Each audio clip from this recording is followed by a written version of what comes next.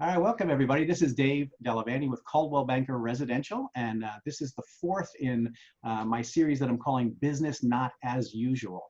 Obviously, we're all dealing with this COVID pandemic and the restrictions that are on us right now, but we're trying to put a positive slant. I've been interviewing local business owners, CEOs, nonprofits, folks that are in the Northern Virginia area. And today I have Paul Battista with me. He's not only a local business owner, but he's a good friend of mine. He's a neighbor. Our kids grew up together. We've known each other for over 15 years. On the business side, I actually sold one of his houses.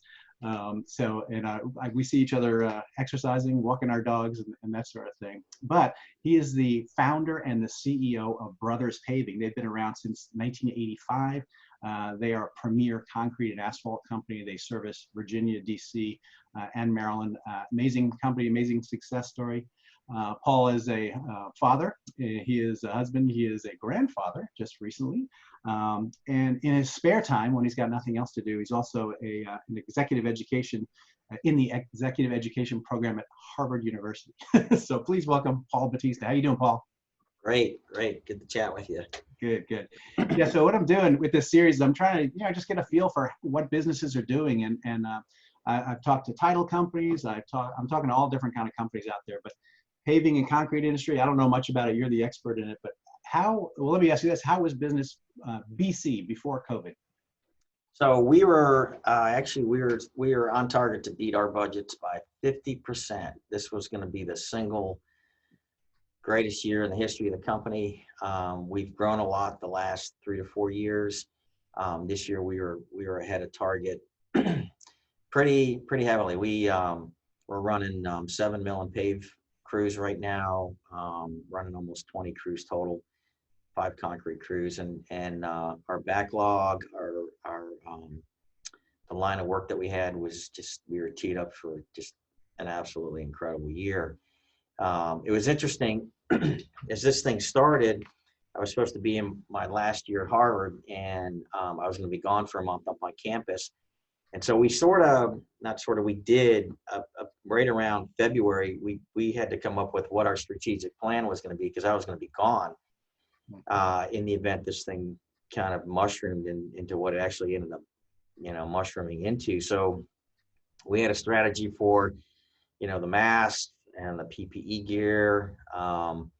We had a policy if somebody tested positive. We brought our IT team in and set up 100% remote. So now I'm in the office. Actually, we're renovating our office because nobody's here because everybody's telecommuting. But we're 100% remote. And then we also went 100% digital, so that we're not having to touch paper, or at least very minimally. So yeah, we were looking for 2020 to be a stellar year. Everything changed. I got to Harvard. I was there for a week. They shut everything down, sent us home. Wow. And now, we're considered an essential business, which is a real blessing for us. Our guys are out. We have backlog. Normally we're out weeks. We're not quite, we don't have the length of the backlog that we like, but every week we're going out, we're staying busy. Our volume is down. But came back and what we did was, we really took the approach of, kind of prayers of gratitude for what we have been blessed with. We've told everybody here, stay on top of all the CDC requirements. I was really fortunate. 2 of my classmates own factories in China where they manufacture the masks. One of them sent me 100 masks and I might even have it back here, a UV light as a gift. Wow. And then I was able to we ordered 8,000 masks. We were able to we got 1,200 in, then 800 in, and they kind of capped us at 2,000 because the hospitals need them. Right. And then we reached out, my wife, one of our employees here, her mother, and then we had somebody else in the community. So we ended up making 400 of the cloth masks, and they're a big hit. We tried to do them in our company colors. It's kind of a fashion statement now, but we've got, and then I was able to pick up a pallet of the sanitizer, ethanol, which is really hard to come by. And we have 200 of these little bottles. So every truck, every crew's got one, every office has one. There's one at the front door. We put the little sanitizer pump stations that, you see on the walls at key points. And, we took it head on, and we told everybody, if you're not feeling well, stay home. But, we're working through it, and we're busy, and we're pretty optimistic, that this could turn out to be, there's opportunity through this, right? And I think because we've been set up to kind of address this early on, I know a lot of our customers have asked us, hey, what's your strategy? What's your plan? And we show it to them, and it's in writing, and we have, all the policies for everybody and what the procedures are. And they've been pretty impressed with what we're doing, and, knock on wood, right?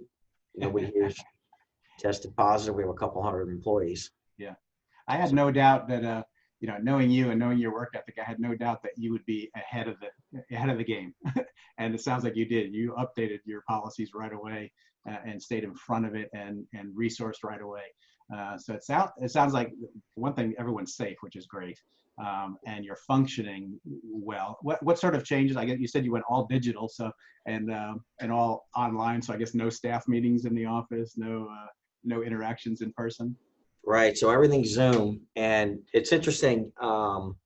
So we started off every morning at 9:30 was an accounting meeting. So we have our accounting team. There's like 6 of us that would be on every day, and now we moved that to Monday, Wednesday, and Friday. Our payables, because we do have paperwork and tickets and everything. Yeah. But now they go to one person. Everything gets scanned from there, and now it's digital. And so then it goes through kind of its approval process, and it goes, kind of from the accounts payable side initially, then it gets, we credit it to the jobs, and then it gets kind of teed up for payables on the check run. Yeah. All of our invoicing now is digital, not mailing anything out. Most of our receipts that are coming in are wires now. It's rare that you're getting checks nowadays. Yeah. But we are just this past week, today's Friday. It's funny how you forget what day it is. Side note, I was on a virtual board with a group from school, and one of them, she owns a mental health clinic in Boston, like 10 offices. And she said, nobody's on autopilot. She gave the example. She said, you're driving down the highway, and you may get on the phone, and the next thing you know, you're sitting in your driveway. You don't remember getting the off ramp. You don't remember going through you don't remember any of that. Mm-hmm. And today, though, because I was telling her, 8:30 at night, 9 o'clock at night, man, I'm fried. And I don't know that it feels as much physical, because I'm not doing a lot of physical stuff, but I'm physically exhausted. And she said, what it is that your brain, you aren't able to go into autopilot. Oh, wow. It's kind of like you're sitting on a battleship, mm-hmm. and, you're being attacked, and you shoot the plane down, but you can't breathe because all of a sudden there's something else coming at you. In our world, it's a contract may get put on hold, because it could be for a shopping center, nobody's paying rent. Oh, great. We have that on the schedule for Monday. It's Friday. We're trying to, move stuff around. And then somebody calls in and says, hey, you know what, can you do this job a little earlier for us? Because now that nobody's in the center, we want to get the parking lot paved. Yeah. So you're doing this all day long. And that is, she said the mental side of this is really, there's still some fallout that we're going to see. And I'm feeling it. You may be feeling it, That's fascinating, because I noticed my sleep. I'm a professional sleeper, man. I go to sleep. I'm a sleeper. I have no problem. And all of a sudden, for the past few weeks, I'm waking up in the middle of the night. It's just different. But that's a good point. We're using a different part of our brain more actively during the day. So it kind of makes sense that it would be interfering. So you know what? Her name's Andy. She's awesome. She said, I told her Sunday, I took the car out top down, and I just went out to the valley. I even left my phone at home. I was just like, I have got to de-stress. Yeah. And she said it's crucial that you get this walk the dog time. Yep. Either get on the treadmill, and she said really getting outside, the fresh air. Mm-hmm. And here was a suggestion that was made, is that oranges, when you peel open an orange and you smell it, it takes you to the now instantly. I mean, that smell is so powerful. Yeah. And so I've tried that too, where, when it gets kind of crazy, pop open an orange, smell it for a few minutes and just go, wait a second, this is reality.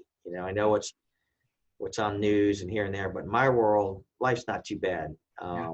Yeah. So anyway, she was kind of pushing for that. So that's interesting. I just read a book, or I'm reading a book, and it was talking about getting outside and not only taking your walk, but reach down and touch the grass a little bit, the wet grass in the morning. Like go if there's a little creek or something like that, go over and just touch just like get the earth back in you, like get connected. I'm writing that down. That's a good one.